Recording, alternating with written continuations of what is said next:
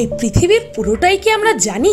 একবিংশ শতাব্দীতে দাঁড়িয়ে এমন কথা অনেকেরই হাস্যকর মনে হতে পারে, কিন্তু মজার ব্যাপার হচ্ছে আসলে এই পৃথিবীর অনেক কিছুই আমাদের আজও অজানা। বিশেষ করে আধুনিক পৃথিবীর এমন অনেক গোপনীয়তা আছে যা চাইলেও একজন সাধারণ মানুষ জানতে পারে না। এমন অনেক স্থান আছে যা সাধারণ মানুষের জন্য নিষিদ্ধ। এমনই কিছু রহস্যময় স্থানের কথা বলবো আজ, যেগুলো সাধারণ মানুষের কাছে সবসময় অধরাই থেকে গেছে।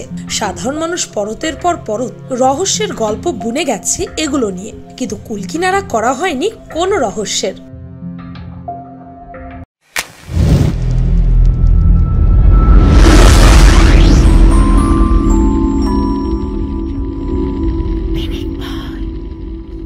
নাম্বার 1, অতৃপ্ত জেলেদের আত্মা ঘোরে যেখানে। পার্কি বিচ আত্মা, ভূত আর ভৌতিক কাহিনীর জন্য বিখ্যাত। প্রায় 15 কিলোমিটার লম্বা, 300 থেকে 350 ফুট চওড়া এবং 20 কিলোমিটার ঝাউবনযুক্ত এই সৈকতটি প্রাকৃতিক সৌন্দর্যের আধার, কিন্তু ভৌতিক স্থানের তালিকায় একে সবার ওপরে রাখা হয়। সৌন্দর্যে ঘেরা এই সমুদ্র সৈকতকে ঘিরে প্রচলন আছে ভৌতিক সব কাহিনীর।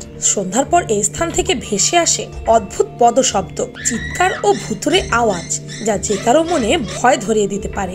মনে হয় শব্দগুলো দূর থেকে ভেসে আসছে, আবার মনে হয় যেন পানির ভেতর থেকে আসছে। মাঝে মধ্যে এমনটাও মনে হয় পার্শ্ববর্তী বন থেকে আসছে, আর এই শব্দগুলো যেন কৌতূহলী মানুষদেরকে পানিতে টেনে নিয়ে যেতে চায়। সাগরে মাছ ধরতে যাওয়া জেলেদের অনেকে জানিয়েছেন তারা মাছ ধরতে গভীর সাগরে গেলে এমন অনেক লোককে দেখা যায় যাদের অনেক আগেই মৃত্যু হয়েছে। তারা মনে করেন সাইক্লোন বা কোনো কারণে সাগরে যাদের মৃত্যু হয়েছে তাদের আত্মা সেই জায়গায় এখনো চলাফেরা করে। নাম্বার 2, চাঙ্গি বিচ, সিঙ্গাপুর। চাঙ্গি বিচ দ্বিতীয় বিশ্বযুদ্ধের সময় ব্যবহৃত একটি জায়গা। সোকচিং যুদ্ধ সংগঠিত হবার সময় জাপানিরা নিজেদের বিরোধী ভেবে অনেক নিরীহ চীনা নাগরিকদের হত্যা করে, তারপর তাদেরকে সেখানে কবর দেয়, আর সেই থেকে এই জায়গাটি হয়ে ওঠে ভুতুড়ে। এখানে রাত হলেই নাকি শুরু হয় ভুতুড়ের সব কাজ কারবার। মনে হয় দূর থেকে কিছু মানুষ কান্না করতে করতে সামনের দিকে এগিয়ে আসছে। অনেক পর্যটক কিছু না জেনে এখানে রাতের বেলা ঘুরতে আসে আর ফেরার সময় নিয়ে যায় অদ্ভুত এক অভিজ্ঞতা। এখনো পর্যন্ত প্রায় 1000 খানেক মানুষ এমন কান্নাকাটি শোনার কথা স্বীকার করেছে, আর স্থানীয়রাও কেউ এখানে রাতের বেলা ভুল করেও আসে না। নাম্বার 3, পৃথিবীর সবচেয়ে গভীরতম গর্ত। পৃথিবীর সেরা গর্ত বা হোলের মধ্যে এটি অন্যতম একটা রহস্যময় এবং আজব গর্ত, যার নাম হচ্ছে মন্টিসেলো ড্যাম। এই গর্তটি যুক্তরাষ্ট্রের ক্যালিফোর্নিয়া অঙ্গরাজ্যের নাপাইয়ে অবস্থিত। এটি মূলত বিশাল আকার খিলান সদৃশ কংক্রিটের বাঁধ। এই গর্ত বা হোলটি তৈরি করা হয়েছিল 1953 সাল থেকে 1957 সালের মধ্যে। এই বাঁধটি নির্মাণ করা হয়েছিল মূলত পুতা নামক খাড়ির পানি আটকিয়ে ভাকা পর্বত শ্রেণীর মাঝে বেরিয়ে আসা লেক তৈরির জন্য। মন্টিসেলো ড্যাম গর্তটির উচ্চতা 93 মিটার, দৈর্ঘ্য 312 মিটার এবং চওড়া 30 মিটার।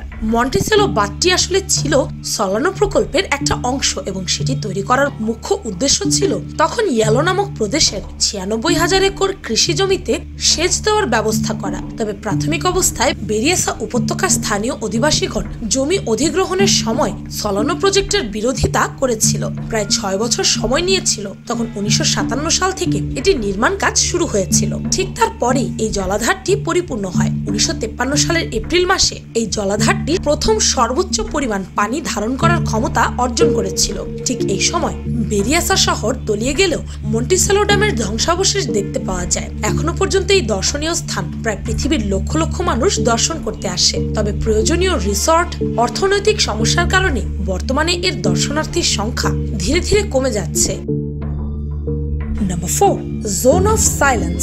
মেক্সিকোর ডুরাঙ্গোর জোন অফ সাইলেন্স আদতে একটি মরুভূমি অঞ্চল, যার চারিদিকে বিরাজমান একটি গা ছমছমে পরিবেশ।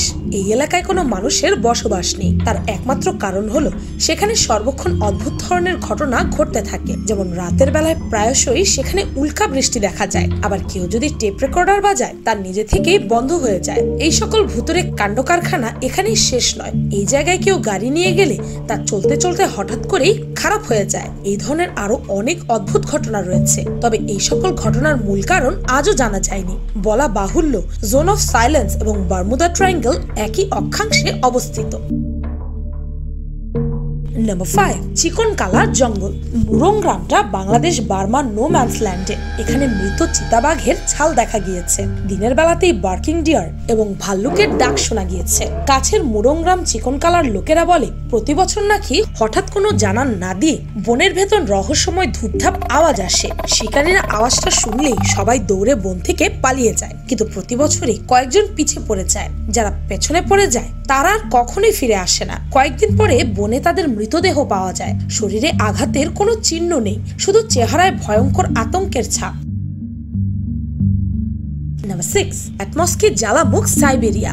1949 সালে ভূবিজ্ঞানী ভাদিম কলপাকভ সাইবেরিয়া অঞ্চলে এক অভিযানে বের হন। এই অভিযানে তিনি সাইবেরিয়া অরণ্যে রহস্যময় প্যাটমস্কি জ্বালামুখের সন্ধান পান। কলপাকভ যখন এই জ্বালামুখ পরীক্ষার জন্য প্রস্তুতি নিচ্ছিলেন, ঠিক সে সময় সেখানকার ইয়াকুট অধিবাসীরা তাকে সেখানে যেতে বারণ করেন। তাদের ভাষ্য মতে এই জায়গাটি অনেক ভুতুড়ে, এখানে মানুষ তো দূরস্থান, কোনো পশু পাখির আনাগোনাও নেই। তারা এর নাম দিয়েছে ফায়ার ইগল নেস্ট। এর আশেপাশে গেলে মানুষ অসুস্থ বোধ করা সহ নিমিষেই অদৃশ্য হওয়ার সম্ভাবনাও রয়েছে। একজন বিজ্ঞান মনস্ক মানুষ হিসেবে কলপাকভে কর্ণপাত করলেন না, বরং আরো কৌতূহলী হয়ে সেখানে চলে গেলেন। তিনি দেখলেন যেটি 25 তলা ভবনের উচ্চতার সমান একটি বিশাল জ্বালামুখ সমেত বস্তু, যা বনে গাছের মধ্যে গর্জে উঠেছে। কলপাকভের ধারণা মতে এর বয়স 250 বছরেরও বেশি। পরবর্তীতে এই নিয়ে অনেক গবেষণা হয়েছে। অনেকেই একে আগ্নেয়গিরি হিসেবে চিহ্নিতও করেছেন, আবার অনেকের ভাষ্য মতে উল্কাপিণ্ডের মাধ্যমে এটি গঠিত হয়েছে। 2005 সালে প্যাটমস্কি সম্পর্কে নতুন তথ্য উদ্ঘাটনের আশায় এক গবেষক দল অভিযানে নামে, কিন্তু ঘটনা সেখানেই থেমে যায়। অভিযাত্রিক দলের প্রধান নেতা প্যাটমস্কি জ্বালামুখের কাছে না যেতে হার্ট অ্যাটাকের কারণে থেমে যান। নাম্বার 7, খনি হ্রদ।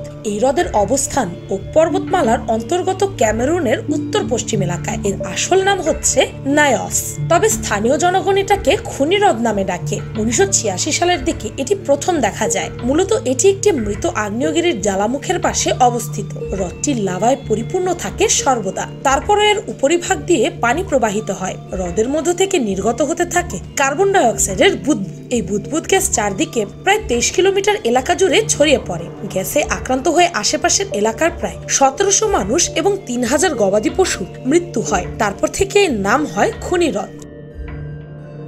নাম্বার 8, শয়তানের কেটলি। যুক্তরাষ্ট্রের মিনেসোটায় লেক সুপিরিয়রের কোল ঘেঁষে তৈরি হয়েছে একটি স্টেট পার্ক। আর এই স্টেট পার্কের প্রধান আকর্ষণ হচ্ছে শয়তানের কেটলি নামে পরিচিত এই জলপ্রপাতটি। অদ্ভুতভাবে এই প্রপাতটি সমান 2 ভাগে বিভক্ত হয়ে গেছে। এর একটি সাধারণ প্রপাতের মতো বয়ে চলেছে, কিন্তু বাকি অর্ধেক আক্ষরিক অর্থে হারিয়ে গেছে পাহাড়ের অভ্যন্তরে। অনেকের ধারণা এই পানি কোনো পাতাল নদীতে পড়েছে, কিন্তু এই পাতাল নদীটি কোথায় গিয়ে শেষ হয়েছে তা এখনো বের করা সম্ভব হয়নি। বিজ্ঞানীরা নানাভাবে চেষ্টা করেছেন, কিন্তু প্রতিবারই তাদের নিরাশ হতে হয়েছে। Number 9, পোভেগলিয়া island. মৃত্যুদ্বীপ অথবা অভিশপ্ত দ্বীপ বলে যদি কিছু থেকে থাকে তবে তার অপর নাম পোভেগলিয়া। এখানে যাওয়া যেমন কষ্টসাধ্য, এখান থেকে বেঁচে ফিরে আসা তার চেয়ে বেশি দুঃসাধ্য। পোভেগলিয়া দ্বীপ ইটালির উত্তর প্রান্তে ভেনিস ও লিডের মাঝামাঝি উপহ্রদের ওপর অবস্থিত। আকারে খুব ছোট, আধা মাইলের বেশি না হলেও এই দ্বীপ প্রাচীনকাল থেকে অসংখ্য অস্বাভাবিক মৃত্যু ও অতিপ্রাকৃতিক ঘটনার জন্ম দিয়ে আসছে। তাই হয়তো এই বর্তমান বিশ্বায়নের যুগেও যে কোনো মানুষ পোভেগলিয়া আইল্যান্ড স্বেচ্ছায় ভ্রমণে যেতে চাইবে না। 1796 সালে ভেনিসে ভয়াবহ রোগ প্লেগ মহামারী আকার ধারণ করে। সেই সময় প্লেগ আক্রান্ত রোগীদের মৃত্যু নিশ্চিত ছিল এবং এর সংক্রমক রোগীদের মাধ্যমে যাতে আর কেউ আক্রান্ত না হয় তাই সরকার তাদেরকে এই দ্বীপে নির্বাসনে পাঠিয়েছিল। প্রায় 1,60,000 প্লেগ রোগী পোভেগলিয়া দ্বীপে জীবনের শেষ দিনগুলো মানবেতর ভাবে কাটিয়ে মারা যায়। মৃতদের লাশ পুড়িয়ে ফেলা হয়। ধারণা করা হয় দ্বীপের মাটির 50% নরকঙ্কাল ও দেহাবশেষপূর্ণ। 1922 সালে ভেনেসিয়ান সরকার এখানে একটি মানসিক হাসপাতাল নির্মাণ করে, কিন্তু এখানকার রোগীরা খুবই অদ্ভুত আচরণ শুরু করে এবং ডাক্তার ও নার্সরা নিদারুণ ভৌতিক ঘটনার সম্মুখীন হতে থাকে। প্রধান ডাক্তার আত্মহত্যা করে এবং তিনি তার চিরকুটে লিখে যান যে হাসপাতালের ভুতুরে আত্মারা তার মানসিক শান্তি কেড়ে নিয়েছিল। পরে হাসপাতালটি পরিত্যক্ত ঘোষণা করা হয়। এখনো এই দ্বীপের আশেপাশে মানুষ যেতে ভয় পায়। ইটালিয়ান সরকার এই দ্বীপে মানুষের প্রবেশে কঠোর নিষেধাজ্ঞা আরোপ করেছে। Hey, what's up YouTube? YouTube, আপনাদের পছন্দের চ্যানেল পিনিক পাই সাইকোলজিতে নতুন ভিডিও আপলোড হয়ে গেছে। সেই ভিডিওটির লিংক এই ভিডিওর ডেসক্রিপশন এবং ফার্স্ট কমেন্টে পেয়ে যাবেন। সেই ভিডিওটির টপিক হচ্ছে ইদানিং আমরা কোনো কিছু মনে রাখতে পারি না কেন, সেই বিষয়ে। অ্যান্ড শিওর আমার মতো আপনাদের মধ্যে অনেকেই এই সমস্যার শিকার, তাই সেই ভিডিওটি দেখে আসতে ভুলবেন না যেন। অদ্ভুত সব জিনিসের কারণে পৃথিবীর এক এক জায়গা বিখ্যাত, তবে আপনারা যারা ভ্রমণ করতে ভালোবাসেন তারা অবশ্যই আগে থেকে সেই জায়গাগুলো সম্পর্কে জেনে ভ্রমণ করবেন। আর আমাদের এই ভিডিওটিতে কোন স্থানটি আপনার সবচেয়ে বেশি ভালো লেগেছে তা কমেন্টে জানাতে ভুলবেন না যেন। ভিডিওটি ভালো লাগলে আপনার ফ্রেন্ডস এন্ড ফ্যামিলির সাথে শেয়ার করতে পারেন। আর পিনিক পাই চ্যানেলটিকে সাবস্ক্রাইব করে বেল আইকনে অল নোটিফিকেশনস অন করতে ভুলবেন না যেন। শুধুমাত্র এভাবেই পিনিক পাইয়ের প্রতিটি ভিডিওর নোটিফিকেশন আপনার কাছে পৌঁছে যাবে। আমি ফাল্গুনি, আজকের মতো পর্যন্তই। দেখা হচ্ছে পরের ভিডিওতে।